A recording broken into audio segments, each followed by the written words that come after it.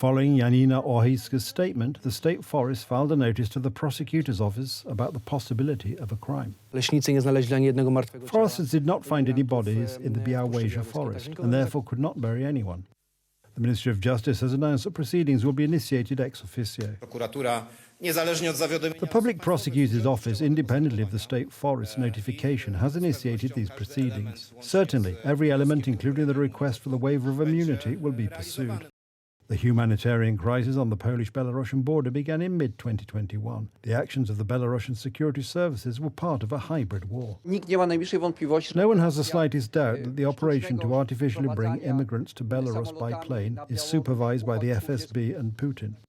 Janina Orhiska has been an MEP since 2019. In the elections to the Euro Parliament, she ran on the Civic Coalition list. She has also been the president of the Polish Humanitarian Action, an aid NGO, for 30 years.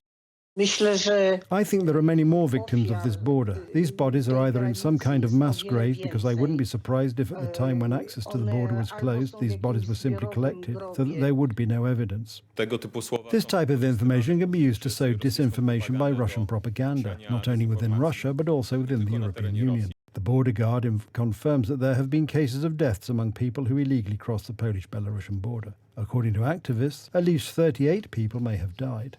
In total, since the beginning of the humanitarian crisis, we have received reports of almost 300 missing people. In some cases, after a few months, the bodies of the missing are found. We may never know how many people really died on the frontier. According to the border guard, there were twice as many victims. The prosecutor's office in Suwałki is investigating the cause of death of some of the immigrants.